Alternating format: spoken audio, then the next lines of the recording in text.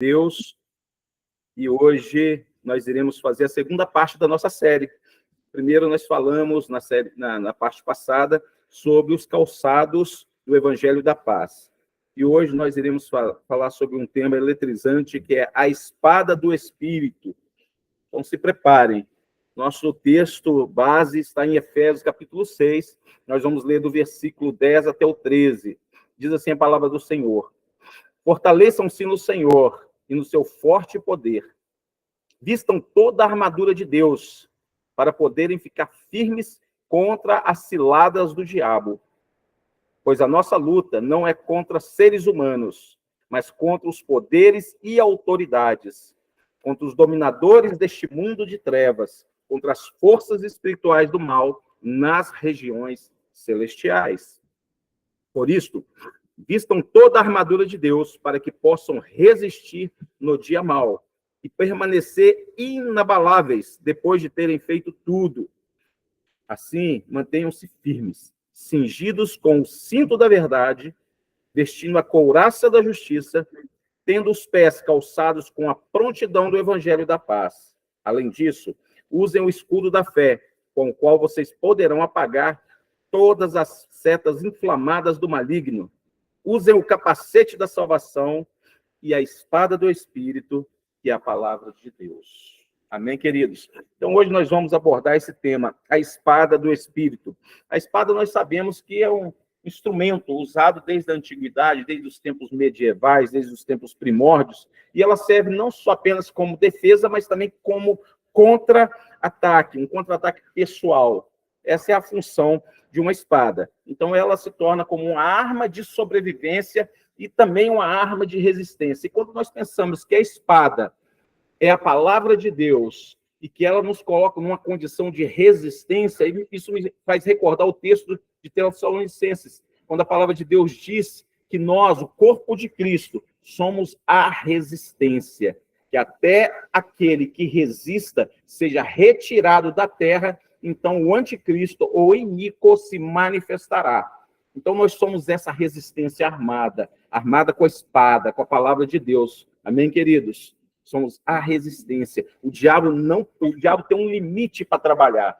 Os principados e potestades, as hostes do mal celestiais, elas possuem um limite para trabalhar e um limite para agir, porque nós, como igreja, somos a resistência. Amém? Há soldados de Cristo aqui? Amém. Há guerreiros do Senhor com a espada desembainhada? Amém.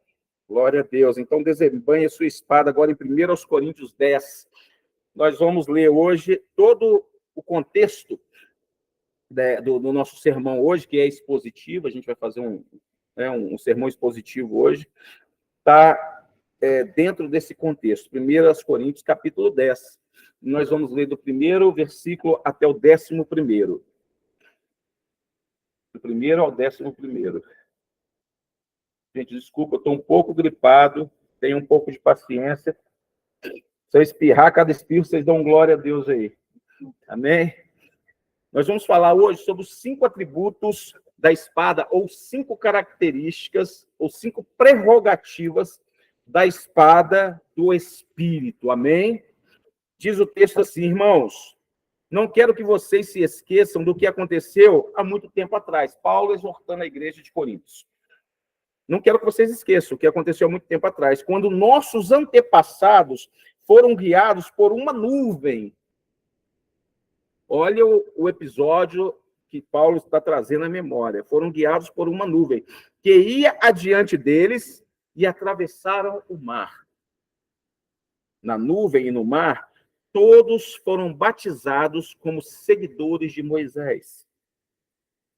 Todos comeram do mesmo alimento espiritual e todos beberam da mesma água espiritual, pois beberam da rocha espiritual que os acompanhava. E essa rocha era Cristo. No entanto, Deus não se agradou da maioria deles, e seus corpos ficaram espalhados pelo deserto.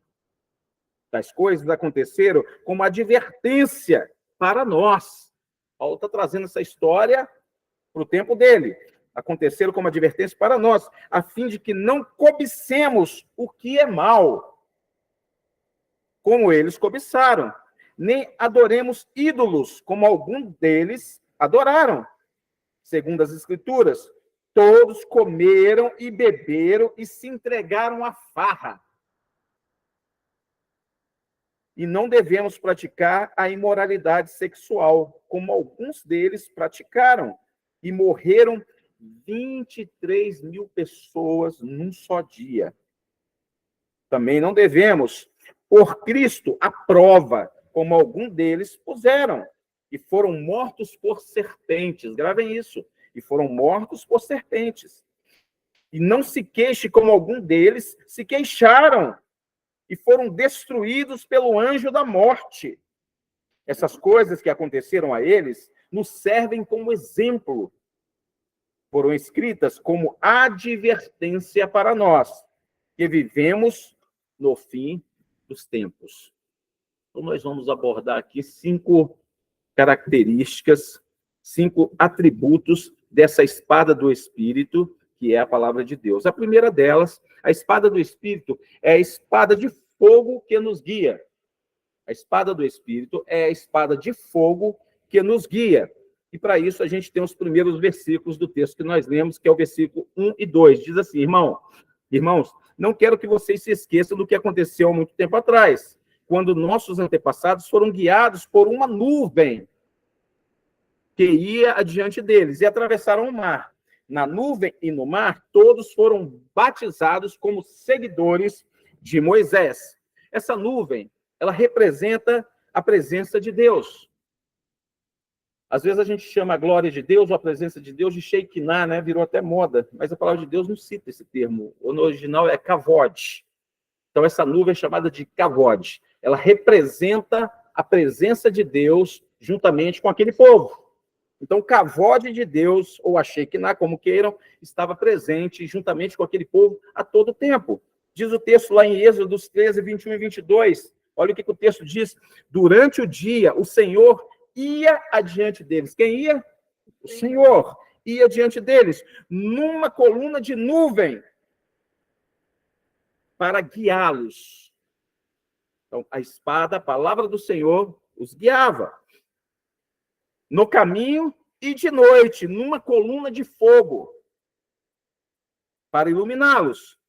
E assim podiam caminhar de dia e durante a noite. Então, o povo podia andar tranquilamente, tanto na parte do dia como na parte da noite, porque durante o dia existia uma coluna de nuvem sobre eles, e durante a noite, uma coluna de fogo. E assim poderiam caminhar de dia e durante a noite. A coluna de nuvem não se afastava do povo o dia inteiro.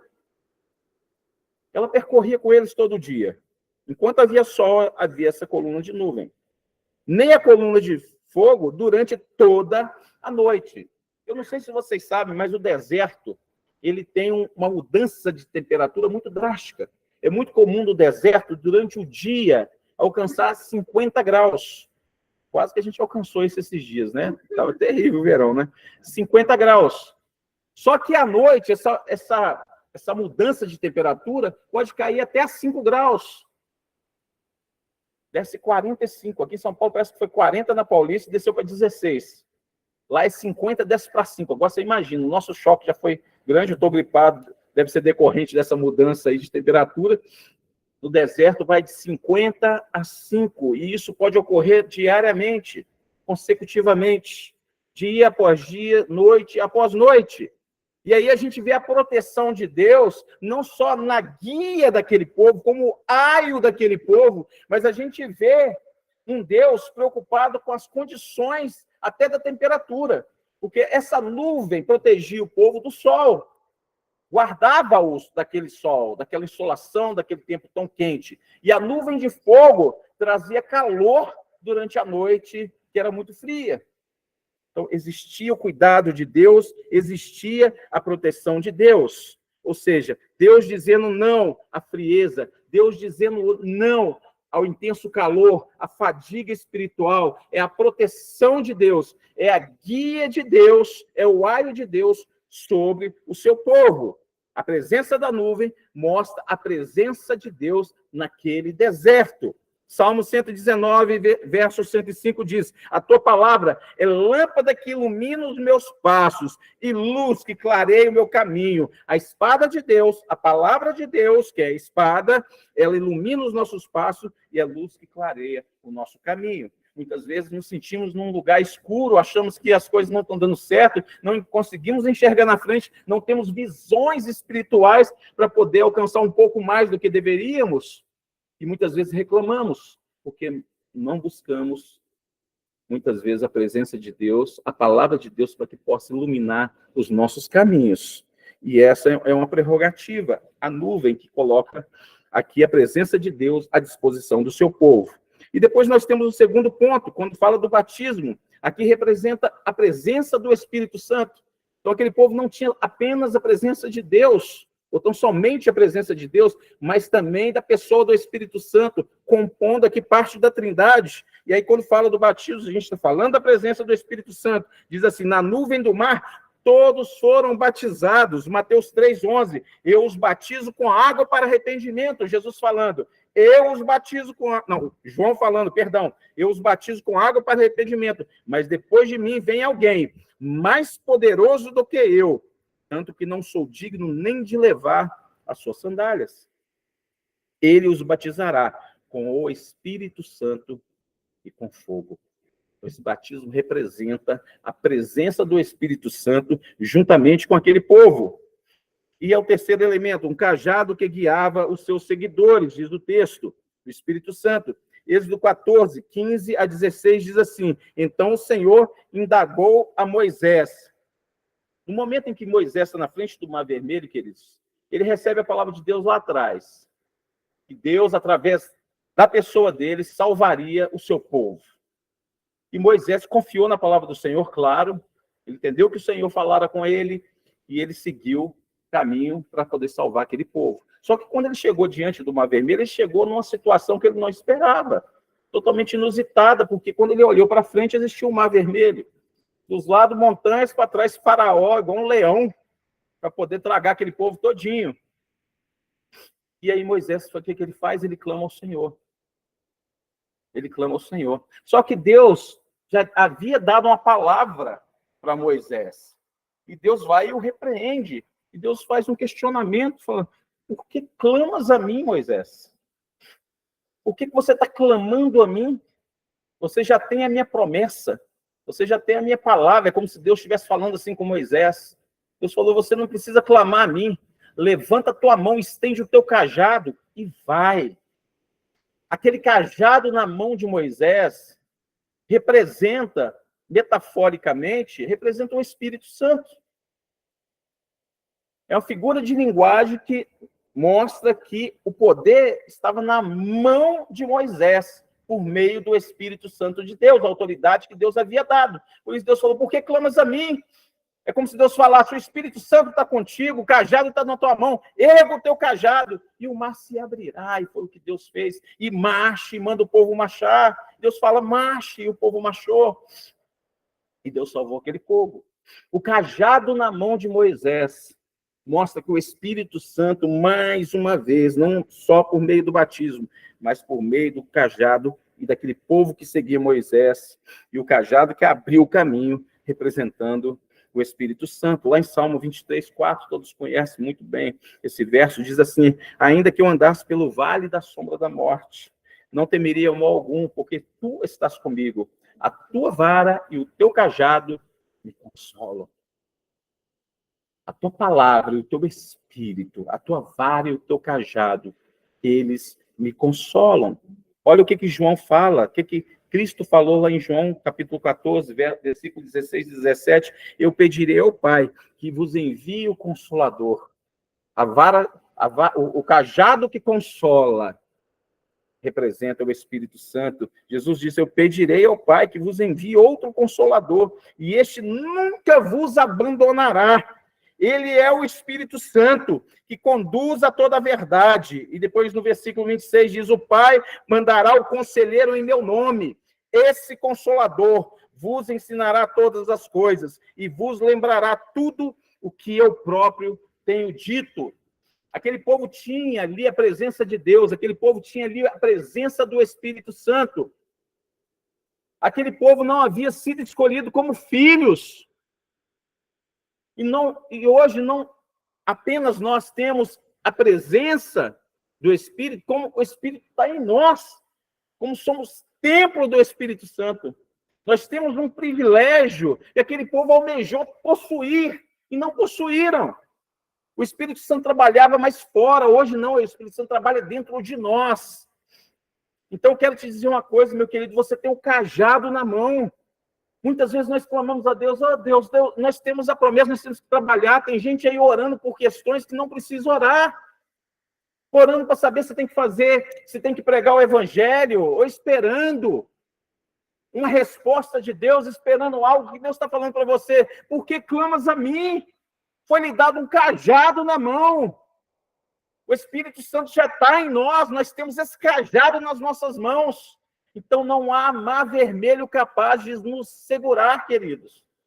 Numa tranca, numa porta, numa parede, numa ferrolho, nada pode te deter, porque o cajado de Deus está nas tuas mãos. Tome posse disso, o Espírito Santo está conosco, a nuvem de Deus está sobre a tua vida. Muitas vezes achando que estamos perdidos, queridos. Nós temos a direção de Deus, a espada de Deus está conosco, que é a palavra do Senhor, aquela que nos guia, aquela que nos leva para o caminho certo. Mas muitas vezes, por causa do, como diz a exemplo do povo, que murmurava e reclamava, como diz Paulo em 1 Coríntios, rodado no deserto tantos anos. Quantas vezes a gente roda, volta para o mesmo lugar, quantas vezes a gente dá cabeçada, e a gente não para pensar, Deus, como eu estou murmurando, Deus, como eu estou reclamando, Deus, eu deveria estar fazendo a tua vontade. Muitas vezes nós queremos e nós nos guiamos pelo nosso próprio intuito, o nosso próprio discernimento, as nossas próprias vontades, os nossos próprios desejos, objetivando os nossos próprios projetos, e colocamos Deus em segundo plano. Deus é o plano B. Se o meu plano não der certo, eu parto para o plano de Deus, sou o que o povo fez. O povo achou que tinha a sabedoria, que tinha o conhecimento, e que Deus não era suficiente para eles, ao ponto de construir bezerros de ouro, para idolatrar, para buscar esses deuses como guias. E muitas vezes nós não construímos bezerros literais de ouro, queridos. Mas nós construímos bezerros nos quais nós depositamos muitas vezes as nossas confianças. Talvez o seu bezerro de ouro pode estar na tua conta. Talvez o teu bezerro de ouro é a tua casa, são os seus bens. Eu não sei se você tem um bezerro de ouro, mas eu quero te dizer uma coisa. Deus precisa ser prioridade na tua vida. Deus precisa ser o seu Deus. E aí a gente entra no segundo atributo dessa espada. A espada do Espírito tem o fio de pedra que sacia a fome e a sede. E aí a gente dá continuidade ao texto. Versículo 3 e 4 diz assim: todos comeram do mesmo alimento espiritual e todos beberam da mesma água espiritual, pois beberam da rocha espiritual que os acompanhava. E esta rocha era quem, queridos? Rocha Cristo. Jesus, a rocha que jorra água para a eternidade. Jesus é a rocha, aquela que mata a sede do seu povo. João 4, 13 e 14, Jesus afirmou, o próprio Jesus diz, quem beber dessa água terá sede outra vez. Aquele, porém, que beber da água que eu lhe der, nunca mais terá sede. Ao contrário, a água que eu lhe der tornará-se-á nele uma fonte de água jorrando para a vida eterna. E mais à frente, no capítulo 6, versículo 35, reafirmou dizendo o seguinte, próprio Jesus, eu sou o pão da vida. Quem vem a mim não terá mais fome, e quem crê em mim nunca mais terá sede. Jesus é o nosso alimento. Jesus é a rocha que nos alimenta. Jesus é a rocha que sacia a nossa sede. Você tem fome do Espírito? Você tem sede do Espírito? Como está a sua vida? Você se encontra hoje saciado? Você pode dizer que você é uma pessoa saciada? Qual o tipo de alimento que você tem provado? É aquele alimento que Jesus lhe dá? É a palavra de Deus, essa espada que sacia a fome e sacia a sede, ou você tem buscado alimento em outros lugares? Qual tem sido a sua fonte? Da onde você tem buscado aquilo que te sacia? Uma fonte de água amarga ou na fonte de água cristalina? Porque essa amarga não só lhe deixará ainda com sede, como poderá te matar. Mas Jesus lhe oferece uma água viva que te lança, como diz a palavra. O próprio Jesus falou, que te remete, que te lança, que te projeta à eternidade. Essa água é a palavra de Deus, queridos. É a espada que bate na rocha e faz jorrar água para a vida eterna. Jeremias 15:16 diz assim: quando as tuas palavras foram encontradas, eu as comi. Elas são a minha alegria e o meu júbilo, pois pertenço a ti, Senhor Deus dos exércitos. Pertenço a ti, e esta é a minha alegria. Eu as comi. Possamos, queridos, comer dessa palavra, e possamos nos alimentar a cada dia dessa palavra. E muitos de nós, muitas vezes, nos perdemos, não saímos da nossa fase embrionária, como meninos, tomando leite na mamadeira. Paulo falou, já poderia comer alimento sólido, já poderiam ser mestres. E muitos aí, há muitos anos, eu sirvo ao Senhor, e não tem coragem de pegar essa espada, falar do amor de Deus para quem quer que seja. Ele não consegue usar a boca, ele não consegue usar a língua para falar a palavra de Deus. Ele usa a língua para tudo, menos para falar da palavra de Deus, menos para anunciar esse evangelho, menos para dar alimento a quem precisa comer, a matar a sede de quem está com sede. Quando Jesus, lá em Mateus 25, diz, tive fome e me deste de comer, eu tive sede e me deste de beber. Ah, Senhor, eu lembro. Quando é que o senhor estava com fome aqui, a gente deixou o senhor passar fome? Quando é que o senhor esteve com fome e a gente deu de comer? Ou o senhor esteve com sede e a gente lhe deu água? Quando? Jesus vai e diz o seguinte, toda vez que fizeste para qualquer um dos meus pequeninos, fizestes a mim. Isso aí não tem só o viés, queridos, material, de comida, de alimento. Não, também tem a conotação de algo espiritual, de alimento espiritual. E ainda eu digo mais, sobretudo, de alimento espiritual. Porque quando aquele mendigo ali na porta do templo chegou para Pedro, o coxo chegou para Pedro e falou assim, eu quero dinheiro, talvez até para se alimentar. Pedro falou, não, eu não tenho dinheiro, o que eu tenho eu te dou. Levanta e anda em nome de Jesus. Ele deu alimento para aquele homem. Ele fez aquele homem reviver. Certamente aquele homem já estava morrendo espiritualmente. E eu quero te fazer uma pergunta. Quantas pessoas têm morrido espiritualmente ao seu lado?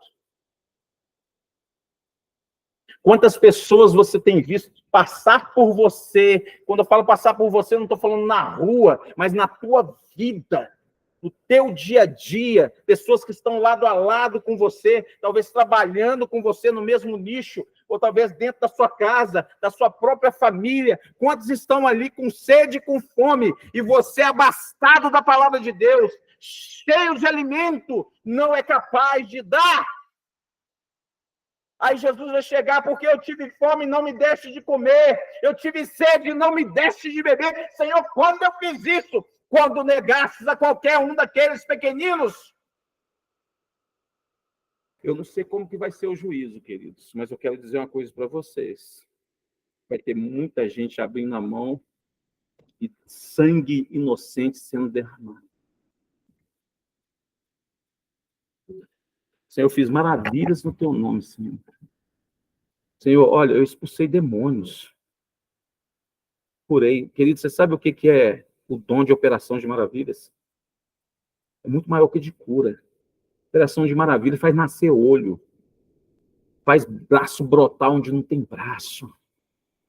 Faz morto ressuscitar, voltar à vida. A pessoa chega para Deus, eu fiz maravilhas no teu nome. Eu trabalhei na igreja. Eu ia na igreja todo domingo. Eu ia na igreja toda semana. Eu ia na célula também. Apartai-vos de mim, malditos de meu Pai, vós que praticais o pecado e a iniquidade.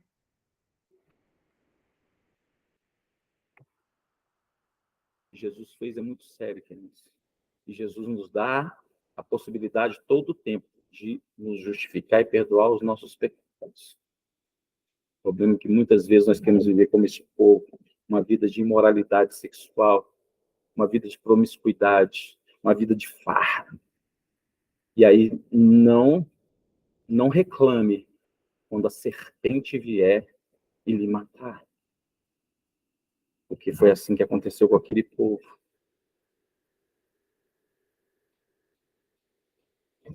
Terceiro, ela é a espada dourada que nos corrige. Ela é a espada de bronze que nos corrige. Versículos 5 a 9 diz assim: no entanto, Deus não se agradou da maioria deles. Falando daquele povo. E seus corpos ficaram espalhados pelo deserto. Tais coisas aconteceram como advertência para nós. O que aconteceu com aquele povo é a advertência para nós que vivemos o fim dos tempos, a fim de que não cobicemos o que é mal, como eles cobiçaram, nem adoremos ídolos, como alguns deles adoraram. Segundo as Escrituras, todos comeram e beberam e se entregaram à farra. E não devemos praticar a imoralidade sexual, como alguns deles praticaram, e morreram 23 mil pessoas num só dia. Também não devemos pôr Cristo à prova, como alguns deles puseram, e foram mortos por serpentes. Eu acho incrível uma coisa em Deus, sabe o que é? Que Deus quebra todo o arquétipo. Se existe o arquétipo do mal, Deus cria o arquétipo do bem. Se você vê falar lá do leão de asas, do Império Babilônico, que exterminou um monte de gente, um império cruel, que matava, que guerreava, que destruía nações, impérios, tribos. E você vê falar de um leão que fica ao nosso derredor, bramando como um leão. Deus vai criar o leão da tribo de Judá. Do mesmo jeito que existiam serpentes, a serpente que foi e estimulou o pecado lá no início da humanidade. As mesmas serpentes que foram criadas pelos mágicos, pela ciência oculta, ali pelos feiticeiros de Faraó, duas serpentes. Arão lança seu cajado e dali sai a serpente que engole as duas serpentes de Satanás. Não há nada que o diabo crie, que Deus não crie algo melhor. Aí o que Deus faz? A serpente mata 23 mil. O que Deus faz? Deus cria a serpente dourada, Jesus. A serpente de bronze. E fala com Moisés: Moisés, coloca uma estaca aqui de madeira. Pendura uma serpente de bronze aqui. Uma serpente dourada. Todo aquele que for picado por essas serpentes aqui, ó. Se ele olhar para a serpente dourada, ele é perdoado. Deus cria a serpente dourada. Aquele povo tinha a presença de Deus nas nuvens, no cavote de Deus, no cavote de Deus. Tinha o Espírito Santo, o cajado, tinha a rocha, tinha Jesus, e agora ele tem a serpente dourada. Ele tem a serpente dourada. Números 21, 8 e 9 diz o seguinte: e disse Deus a Moisés: faz uma serpente ardente e põe-na sobre uma haste. E acontecerá que todo que for mordido e olhar para ela viverá. E Moisés fez uma serpente de bronze e pô-la sobre uma haste. E acontecia que se alguma serpente mordesse alguém, ele olhasse para a serpente de bronze, ficava vivo. E ficava vivo. Pode vir quantos demônios forem sobre a sua vida, mas Jesus está contigo. Se você olhar para a haste, que é a cruz, se você olhar para a serpente dourada, Jesus lhe perdoará. Jesus lhe perdoará. Jesus confirma ser a serpente dourada, lá em João 3, 14 e 15, ele diz: como Moisés levantou a serpente no deserto, assim importa que o Filho do Homem seja levantado, para que todo que nele crê tenha a vida eterna. Tenha a vida eterna.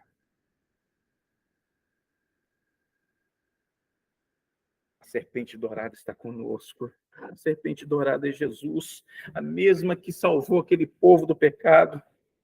E aí a gente entra no quarto atributo. A espada do Espírito tem a lâmina afiada que nos adverte. O que é que diz o texto? Continuando, verso 10 e 11. E não se queixem como algum deles se queixaram e foram destruídos pelo anjo da morte. Essas coisas que aconteceram a eles não servem como exemplo, foram escritas como advertência para nós que vivemos no fim dos tempos. Alguém aqui tem sido advertido pela palavra de Deus? Amém? Eu estou sendo agora. Alguém aqui aceita essa advertência de Deus? Amém. Amém? Como filhos, recebemos a advertência. Amém. Melhor repreensão aberta do que o amor encoberto também, queridos. Amém? Amém.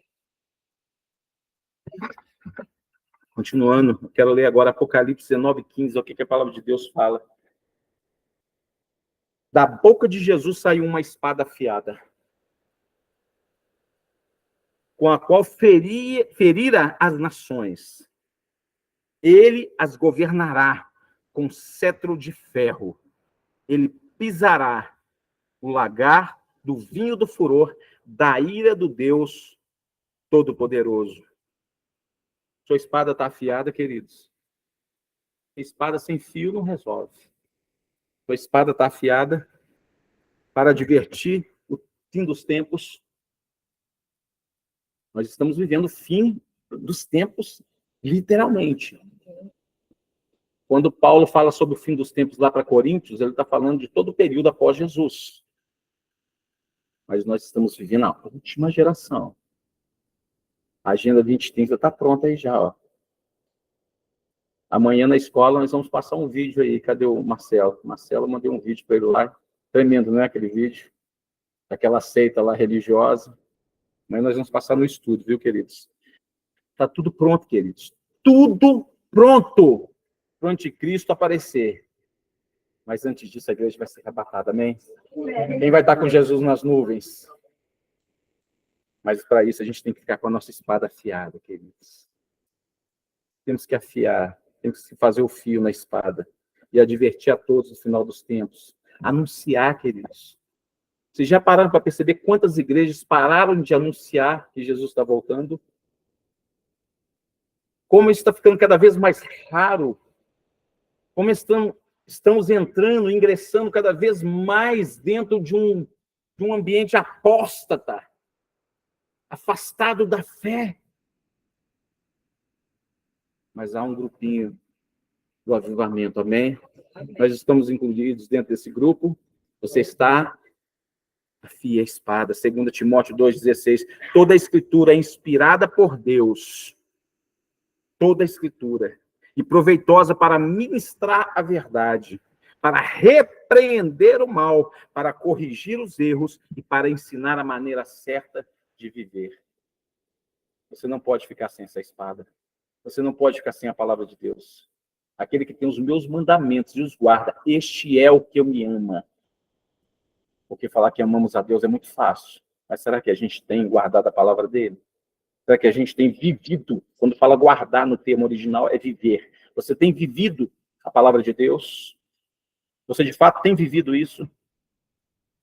Por derradeiro, quinto atributo, ela é a espada eficaz que nos dá vida, que traz vida ao ser humano.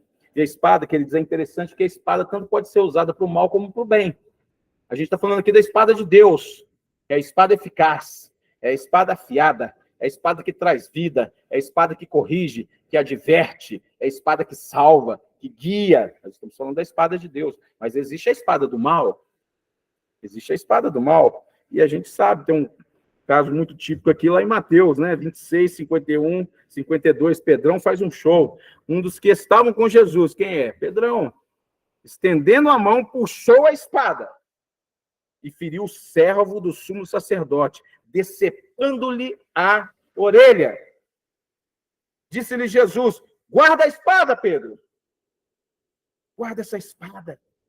Pois todos que empunharam a espada, pela espada morreram. Nós falamos que a espada de Deus é aquela que nos traz vida, mas a espada da carne, a espada do mundo, traz morte. A mesma medida que se mede com a espada da carne, nós somos medidos. Com a mesma régua que você mede, você é medido com a mesma régua. O problema é que muitas vezes nós queremos medir a vida do outro, nós queremos julgar a vida do próximo, medindo nem com régua, é com trena eletrônica, trena laser. Só que quando a gente olha para as nossas medidas, nós queremos olhar na lupa, nós queremos olhar no microscópio, porque nós a achamos muito pequeno. Só que quando isso acontece, Jesus repreende e fala, mas Jesus nos ensina, você está querendo tirar o argueiro do irmão, vai ter uma trave nos seus olhos. Queridos, quando nós medimos, nós usamos espada da carne. A mesma medida que nós medimos, nós somos medidos. E nós queremos muitas vezes medir com ódio, medir com raiva, medir com vingança, mas não queremos receber o mesmo, não queremos receber amor, misericórdia. Davi, quando foi confrontado por Natã, vocês conhecem essa história? Davi foi confrontado por Natã, que falou, o Davi tem um homem que ele, com a única ovelha do seu vizinho, ele tem várias, o seu vizinho só tinha uma, ele pegou essa ovelha, e ele roubou. Davi vai e repreende, fala assim, este homem é digno de morte, cadê ele? Traga ele para cá. Medindo com justiça, Natã falou, este homem, Davi, é você. Nisso, Davi fala, Senhor, misericórdia. Ou seja, nós queremos medir com justiça, mas queremos ser medidos com misericórdia. Não, queridos. Se você medir com justiça, você vai ser também medido por justiça. É por isso que a nossa espada tem que ser a espada da misericórdia. Que é a palavra de Deus. A espada da graça. A espada do amor. Essas são as palavras que devem sair da nossa boca. Esses são os sentimentos que devem imperar dentro de cada um de nós. A espada da carne não é eficaz. E ela tem um efeito bumerangue para a morte. Tudo que você lança, o bumerangue volta. E volta para a morte. E volta para a morte. Mas a espada do Espírito é eficaz. E tem efeito bumerangue para a vida. Tem para a vida. João 5, 24 diz, eu garanto, quem ouve minha palavra e crê naquele que me enviou, tem a vida eterna. E não será condenado, mas passou da morte para a vida. E continuando, na exegese em Hebreus, o autor de Hebreus 4:12 diz, a palavra de Deus é viva e eficaz. A palavra de Deus, a espada de Deus, ela é viva e eficaz. É mais afiada que qualquer espada de 2 gumes. Ela penetra até o ponto de dividir alma e espírito, juntas e medulas, e julga os pensamentos e as intenções do coração. Essa é a espada de Deus, viva e eficaz. A espada de Deus dá vida a quem ouve e morte a quem rejeita. Se a gente for ver o bom perfume de Deus, nós somos o bom perfume de Deus, amém? Já preguei isso aqui, foi bênção, não foi? Nós somos o bom perfume de Deus. O bom perfume de Cristo. E Cristo passa perfume, e esse perfume é você. Você já parou para pensar isso? Amém. Você dá cheiro a Cristo. Cristo fica perfumado com você. Agora, será que eu estou sendo realmente, de fato, esse bom perfume? Porque aqui fala que a palavra de Deus ela pode dar vida e ela pode dar morte. E assim é o bom perfume que é a palavra de Deus. Segundo os Coríntios 2, 14 e 16, como um perfume que se espalha por todos os lugares. Somos usados por Deus para que Cristo seja conhecido. Gente, eu vou repetir, talvez vocês não entenderam. Somos usados por Deus para que Cristo seja conhecido por todas as pessoas. Será que a gente está fazendo parte desse processo de conhecimento de Cristo? Será que você tem anunciado isso? Porque somos o bom perfume de Cristo. Cheiro que se espalha entre os que estão sendo salvos e os que estão se perdendo. O nosso cheiro se espalha entre salvos e perdidos. Para os que estão se perdendo, é um mau cheiro, é um fedor que mata. Mas para os que estão sendo salvos, é um perfume muito agradável que dá vida. Então, a tua espada é uma espada que mata e uma espada que dá vida. A tua espada é a espada do bom perfume. Ela vai matar quem rejeita Cristo. E ela vai fazer viver aqueles que são do Senhor e querem Cristo. Amém. Esse é a finalidade do bom perfume, essa é a finalidade da espada. Jesus, quando esteve no deserto, Jesus usou o tempo todo a espada. Diz a palavra de Deus que ele foi conduzido, Mateus 4, me parece, Mateus 4. Ele foi conduzido ao deserto pelo Espírito Santo. E ele ficou ali 40 dias sem comer e sem beber nada. E depois de 40 dias ele sentiu fome. Quem aparece? O capiroto. Aparece lá. Assim, agora é o momento de pegar esse cara. Assim, aqui, vou falar um negócio aqui. Essas pedras aí, tá vendo? Não tinha nada no deserto, só pedra, areia, pedra. Tá vendo essas pedras aí? Ó? Pede a Deus, se você pedir para transformar em pão, vai matar a tua fome aí. Aí Jesus pega a espada. Assim, mas diz a palavra de Deus que nem só de pão viverá o homem. Amém. Toda palavra que sai da boca de Deus, da espada que sai da boca do meu Pai. Quantas vezes, queridos, o diabo nos ataca no nosso momento mais delicado, no nosso momento de fraqueza. E quantas vezes a gente não desembanha a espada. Porque o diabo ele é tão astuto que ele se transforma em anjo de luz, ele usa a própria palavra de Deus contra você. Olha, você pecou, vai ser condenado. Acabou para você. Perdeu, mané. Está repreendido, capiroto, que a palavra de Deus fala que eu fui justificado naquela cruz. Eu fui perdoado naquela cruz. A nossa dívida foi paga, Satanás. Deus pegou o meu pecado e lançou no lago do esquecimento. E nem eu, nem você temos o poder de pegar um barco e ir lá pescar. Está guardado, está lançado. Nem Deus se lembra mais. Amém.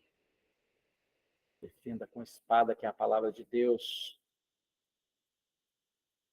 Temos que manejar bem a palavra de Deus, manejar bem a espada. Já conhece algum esgrimeiro aí que não maneja bem a espada? Conhece? Não. Ele precisa manejar bem. E nós precisamos manejar bem.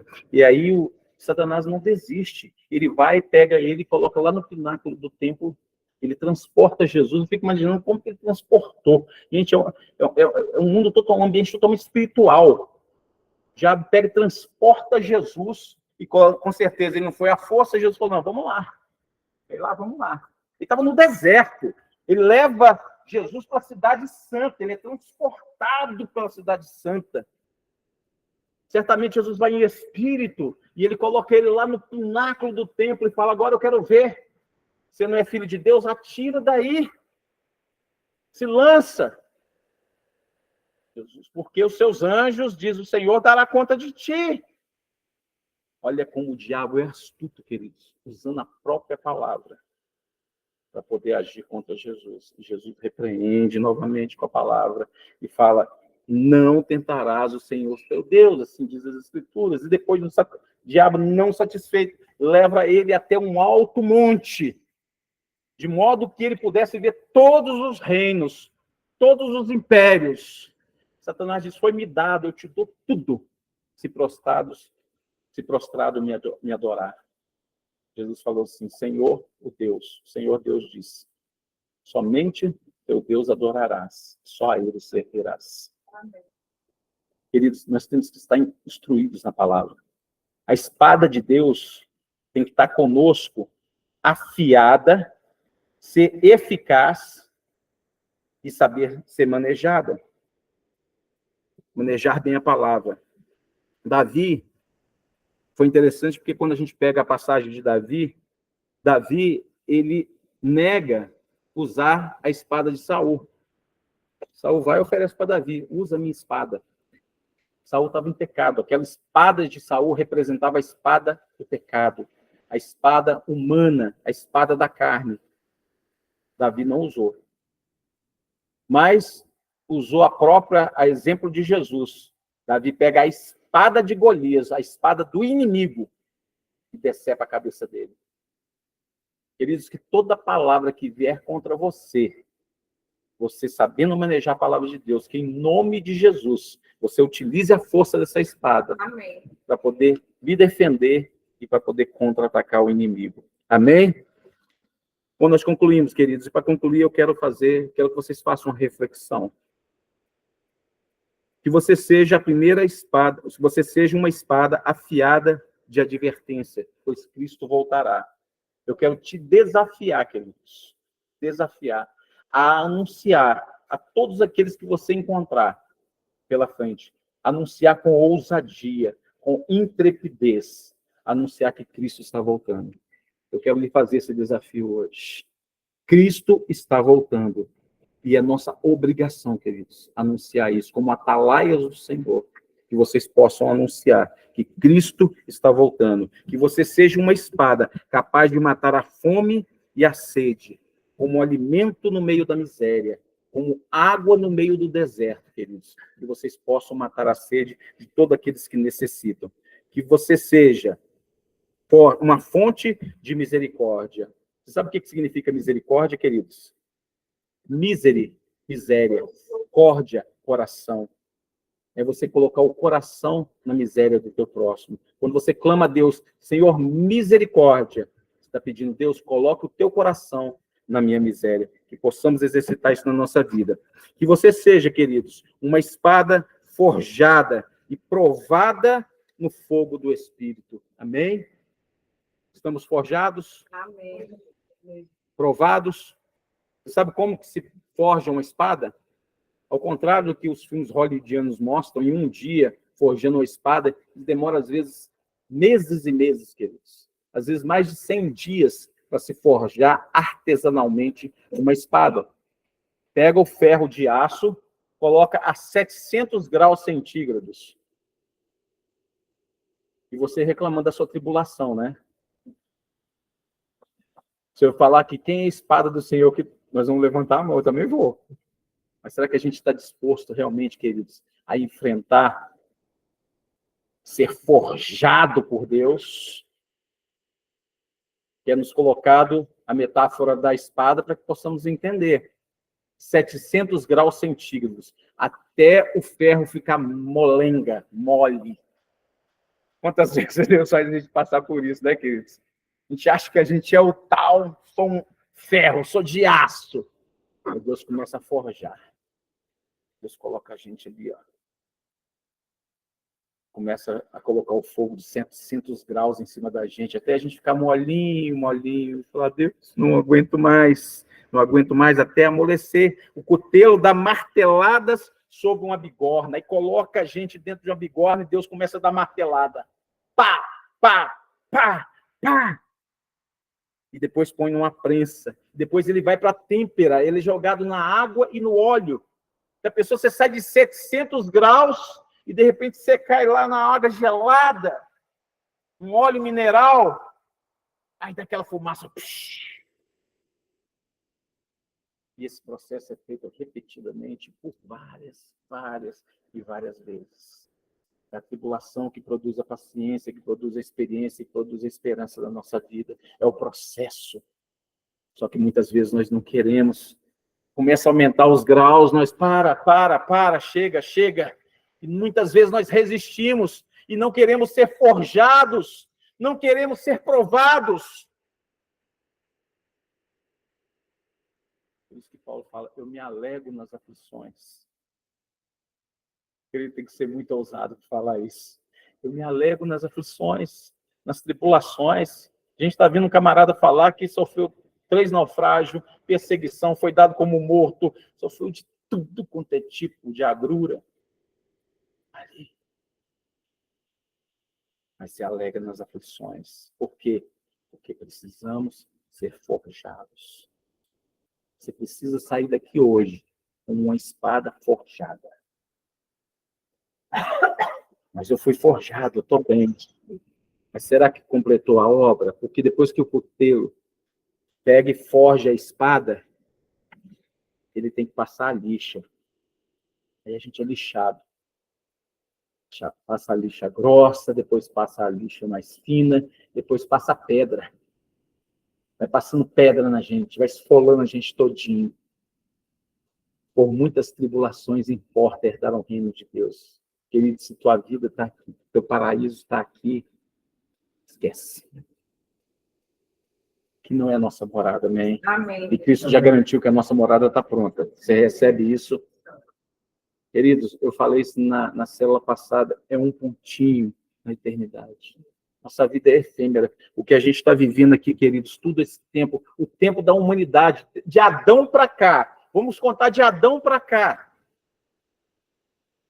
Seja a teoria da Terra Nova, 6.000 anos. Vamos dar um exemplo. 6.000 anos para cá. Isso é um pontinho na eternidade.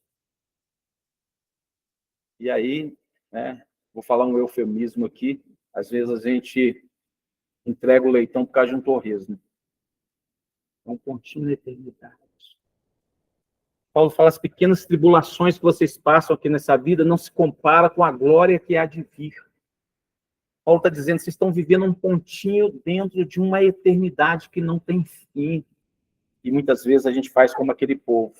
Mesmo com a nuvem sobre si, com a presença de Deus, mesmo com o cajado, mesmo com a rocha, mesmo com a serpente dourada, eles iam para comer e beber na farra. Eles iam atrás de imoralidade sexual. Eles perdiam toda a eternidade por causa de um pontinho no meio da eternidade. E possamos, queridos, valorizar tudo aquilo que Cristo fez por nós. E possamos, como guerreiros, soldados de Deus, amém, usar a nossa espada e aprender a manusear a nossa espada com o conhecimento da palavra de Deus. Deus possa abençoar a sua vida e que essa palavra realmente encontre um ambiente, uma morada no coração de cada um de vocês. Isso não sirva para vocês apenas hoje, mas que vocês levem consigo, cada um, vocês levem dentro do coração e da mente de vocês a necessidade que nós temos de aprender a palavra de Deus e aprender a manusear essa espada. Em nome de Jesus. Amém? Convido a todos para fechar os seus olhos, para que possamos orar.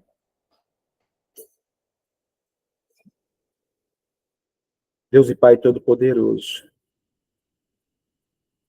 Ó Deus, em nome de Jesus, Senhor, que a nossa língua sirva como uma espada viva e eficaz. E não para destruir outras vidas, Deus.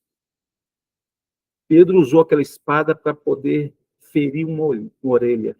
E quantas vezes, Deus, usamos palavras para ferir o ouvido de pessoas, falando palavras que machucam, palavras que ferem, palavras que levam até a morte. E não somos capazes, Deus, de usar a espada da misericórdia, perdoar e amar. Deus, tenha misericórdia de nós, Pai. Possamos aprender a viver um evangelho pleno e genuíno. Não um evangelho de engodo, de falácia, de utópico. Mas, Deus, que possamos viver um evangelho real, Pai. O sacrifício que teu filho fez naquela cruz por nós. O fato, Deus, de que somos templo do Espírito Santo. Nós não podemos concordar, Deus, com o pecado. Nós não podemos concordar com a vanglória, com a lascívia, com a imoralidade. Deus nos ensina, Pai, a viver uma vida de santidade, de intimidade contigo. Deus, que a tua palavra possa estar dentro do nosso coração e da nossa mente, indo tão profundo, Deus, ao ponto de dividir alma e espírito. Deus, eu sei que a sua presença está conosco, Pai. Jesus, eu sei que o Senhor está conosco. Espírito Santo, eu sei que somos templo. Ó Deus, que possamos honrar o nome do Senhor, Pai. Que possamos declarar em toda a terra, em todos os rincões, que Jesus está voltando. E Jesus morreu para perdoar pecados, para salvar. Que não possamos mais, Deus, ser omissos. Perdoa-nos, Deus. Deus, pega o nosso pecado da omissão e lança no lago do esquecimento, Pai. Queremos sair daqui hoje, sairemos daqui hoje, Deus, com a espada desembainhada, com a armadura do Senhor, para proclamar este evangelho. Quando abrir a nossa boca, assim como Jesus, quando abrirá a sua boca e ferirá as nações, que possamos, Deus, abrir a nossa boca e sair uma espada dos nossos lábios, Deus. Em nome de Jesus, Deus, nos dê essa autoridade, Deus.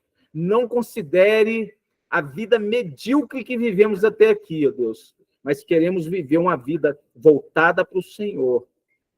Que o Senhor ocupe a partir de agora, Deus.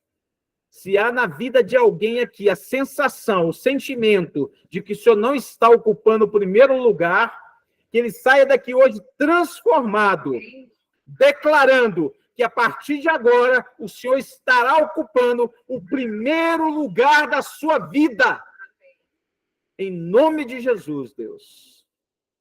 Nós recebemos a tua palavra, em nome de Jesus, como uma espada cortante, em nome de Jesus, Pai. Amém.